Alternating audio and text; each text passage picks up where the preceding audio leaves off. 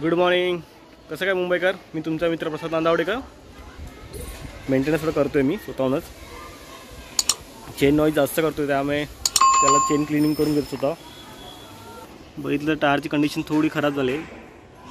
हे सर माझे tool kit आहे माझे, आणि डिझेल पण आणलं आहे, जेणेकरून मग चेन मी पूर्ण क्लीन करून घेईल. त्यानंतर मग लुब्रेशन करून घेणार. बट आज चेन क्लिनिंग करण्यासाठी आपण थोडं चेन लूज करतो आहे आपण, कारण मला स्पॉकेट पण मला चांगलं वॉश करायचं आहे. तर मी पहिला मिनिट माझं मी लूज केलेलं आहे त्यामुळे मला इझिली हे करता येईल. खालच्या दिशेला तुम्हाला स्क्रू थोडं लूज करायचं आहे, पूर्ण नाही करायचं आहे, हलकंच करायचं आहे, जेणेकरून तुम्हाला हे फक्त त्याला सरकवता येईल. हे आता लूज झालं आहे इथून. आता आपण पुढचे चेन पॉकेटचे, हा जो चेन पॉकेट आहे इकडे, याची आपण स्क्रू लूज करणार आहे इकडे 8 नंबरचे पाण्याने.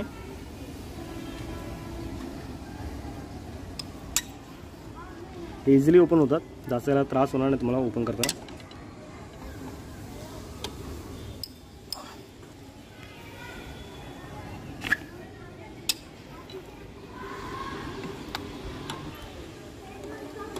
सर्व्हिस सेंटरमध्ये चेन क्लिनिंग करण्यासाठी नॉर्मल 240 to 300 रुपीज घेतात, आणि जास्त काय ते लोक करून देत नाही. तुम्ही फक्त वॉश करून देणं चांगलीपैकी, बस, बाकी काय नाही.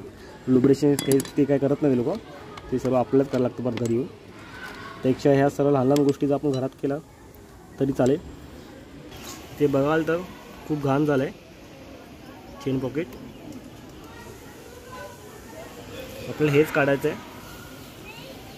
हे स्क्रू आपलं खोलून हे आपल्याला पूर्ण बाहेर काढायचं आहे, आणि तुला चांगलं वॉश करून घ्यायचं आहे डिझेलने. स्पीड आहे हे. आता पहिला आपण बाहेर काढून घेऊया, म्हणजे वॉश करायला बरं पडेल.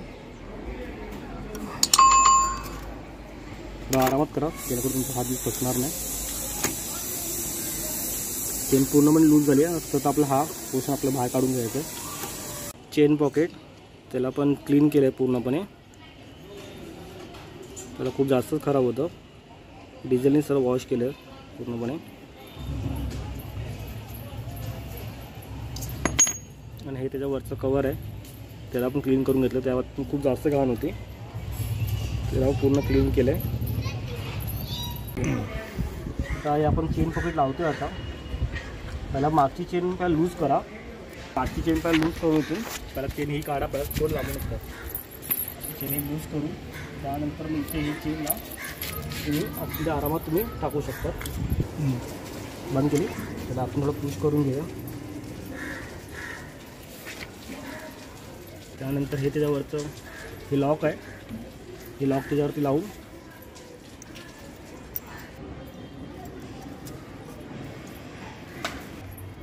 फिट करायचं आहे. तर तुला थोडंसं ग्रीस लावून घ्या, जेणेकरून नेक्स्ट टाईम तुम्हाला ओपन करताना त्रास होणार नाही.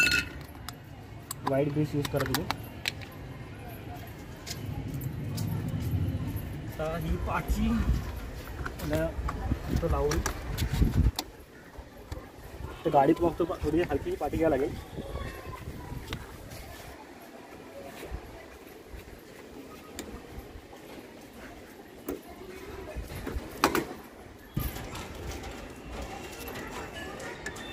चेन नॉर्मल तुम्हाला वेट टाईट पाहिजे, तुम्हाला जास्त तुम्ही टाईट करायचा प्रयत्न करू नका. आणि हे जे तुमचे इथे नंबर्स असतात, सध्या आता माझं हे 29 नंबरवरती आहे. तर सेम इकडे पण 29 नंबर तुम्ही ठेवा.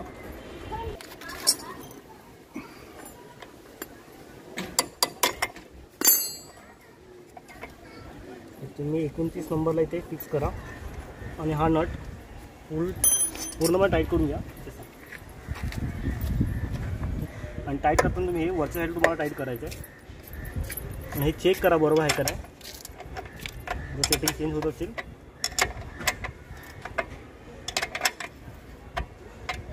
त्याला फुल तुम्हाला टाईट करायचं आहे. जोपर्यंत तुम्हाला टाईटचा आवाज येत नाही तोपर्यंत टाईट करा.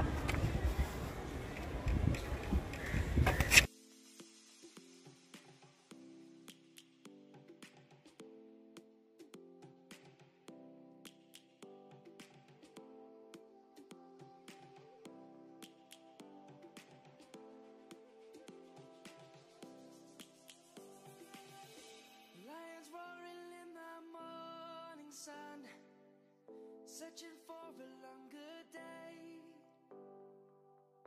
People feeling like the light has just come. We must never stop the way. आता मी चालू माझी बाईक वॉश करायला. इथं आमच्या इथून जवळच आहे. तुम्हाला मी वॉशिंग सेंटर दाखवतो तुम्हाला कुठे आहे ते. चांगले वॉश करतात ते लोक. काहीतरी 140 रुपीज काहीतरी घेतात वाटतं.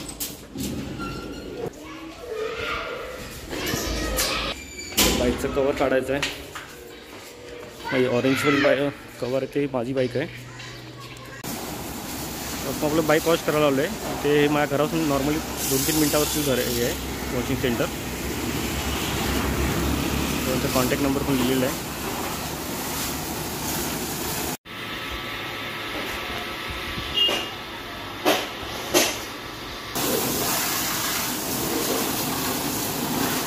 वॉशिंग करून पूर्ण गाडी नवीन वाटेल. दिसत लागतात तुम्हाला. हे डिग्रेजर आहे. ओके. तर हे फक्त इंजिन आणि मॅक्युरीसाठी आहे. ओके. त्याच्याने पूर्ण माती क्लीन निघते, म्हणजे डस्ट काय ग्रीस काय राहत नाही. ओके. त्याच्यानंतर याच्यावर पूर्ण बॉडीवर टार रिमूव्हर येणार. ओके. टार रिमूव्हर त्याच्यात तुमचे डांबरचे डार्क सगळे स्पॉट्स बेबी चिक सर्व गंभीर. ओके. त्याच्यानंतर मग पाणी मारून मग त्याला फोम केलं जातं. ओके. आपल्याची कॉस्ट काय किती आपली? हे 120 आहे. आपण डिझेल म्हणजे डिझेल वॉश नाही होत, आपल्याकडे डिग्रेजर वॉश होतं. ओके. लोक नॉर्मली डिझेल वॉश होतं लोकांकडे. तर तिकडे कसं आहे, डिझेल म्हणजे डिझेल प्युअरली यूज केला पाहिजे. पण काही ठिकाणी बघतो तर आपण तिकडे थोडं मडी असतं, म्हणजे डिझेल प्युअर नसतं. ओके. डिझेल कुठे फक्त इंजिन आणि मॅक्युरीसाठी ठीक आहे. तर आपल्याकडे तसं नाही, आपल्याकडे फक्त ऑटोमोटिव्ह प्रॉडक्ट आहेत, म्हणजे फक्त बॉडीसाठी वेगळा, इंजिन मॅक्युरी असं सगळे वेगवेगळे प्रॉडक्ट आहेत. ओके.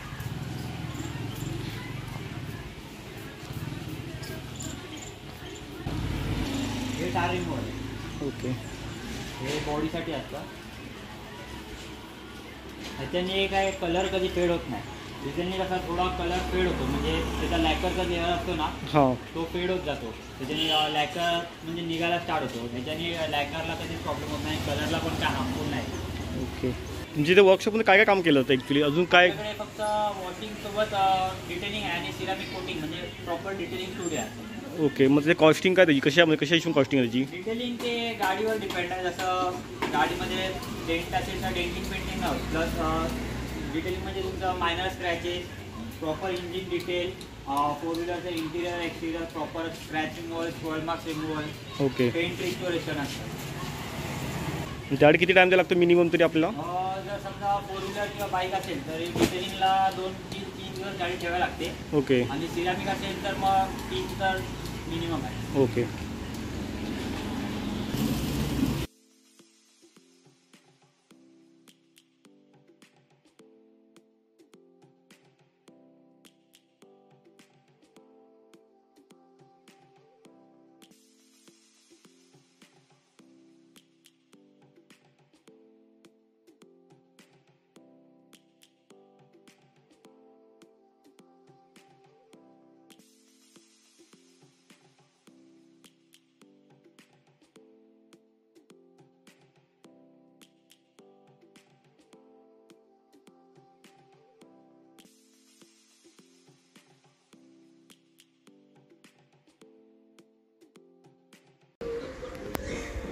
आता जस्ट वॉश करून आणली गाडी.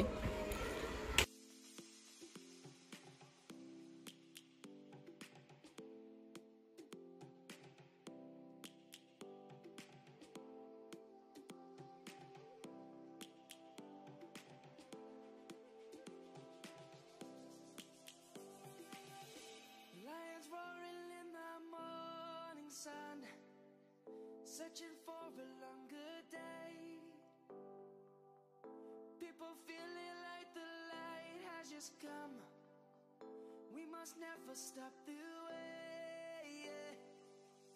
Birds chirping and I hear my name, grasping into life. Cinematic shot पण तुम्हाला आवडले असतील तर नक्की लाईक करा, कमेंट करायला विसरू नका आणि व्हिडिओला नक्की शेअर करा आपल्या फ्रेंड्सबरोबर. जर तुम्ही या चॅनलवरती नवीन असाल तर सबस्क्राईब करायला विसरू नका आणि नोटिफिकेशन बेल नक्की दाबा, जेणेकरून तुम्हाला नवीन व्हिडिओज तुम्हाला टाईम टू टाईम तुम्हाला भेटत जाईल. आणि भेटू पुढच्या नवीन राईडला. आता उद्या आम्ही सकाळी चाललो आहे नाशिक राईडला. त्र्यंबकेश्वर आणि अजून 2-3 प्लेस आहेत, ते तुम्हाला इकडे पुढे जाऊन सांगू आम्ही काय ते जे काय असतील ते. आता व्हिडिओ इथेच एंड करूया. बाय.